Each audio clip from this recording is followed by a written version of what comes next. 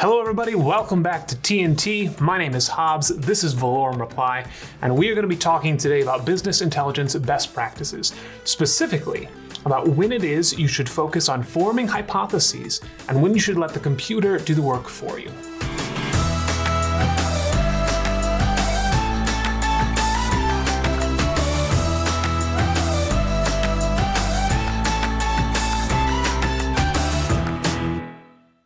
Welcome back everyone. As I said, my name is Hobbs.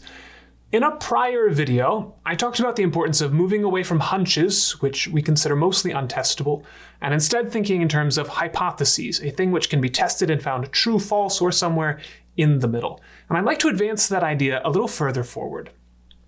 I got a chance with a client recently to begin working on their data.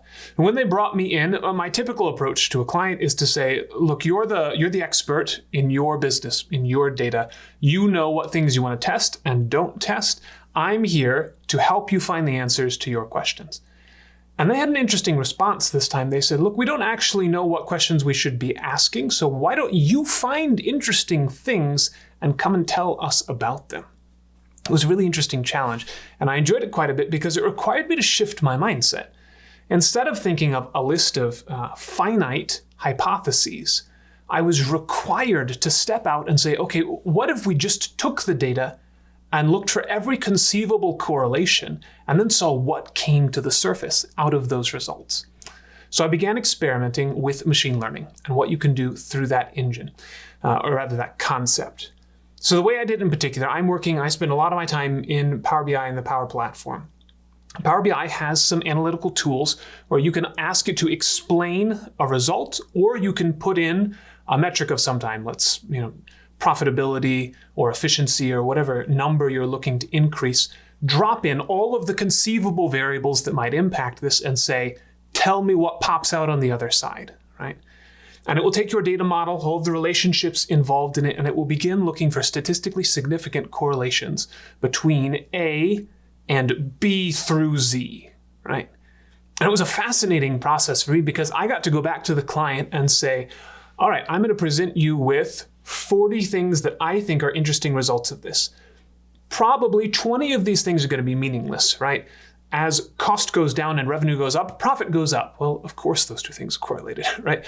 But in many cases, they were shocked to see what was coming out, to say, why is this business segment so closely correlated with profitability? What causes that to be the case?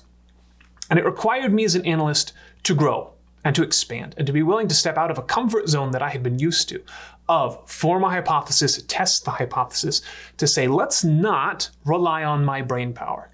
Let's not rely on me to be creative enough to think of the right question to ask. What if we just ask every question? What if we let the computer ask 100,000 different questions of the data and then only return results where certain criteria have been met? I would encourage you, as you begin working with your data, especially once you've got a good data model built out and you feel confident of the quality of it and the relationships involved, your data integrity, use some of these machine learning tools to see if you can let the computer do the hard work, and then you go through and you determine what's meaningful from what is produced there. Don't rely on your brain power, right? Rely on the computers and let them do what they do best, which is asking all of these questions and not having to worry about the time and energy that it would take a person to do the same. Thank you for joining me for this video today. It was a really interesting experience for me to get to do this, and I was glad that I was pushed to grow in this area. If you're interested in having us come in, Valorum Reply, come in alongside you, partner with you, help you through some of your analysis or your data problems, a project you might have, we would absolutely love to partner with you.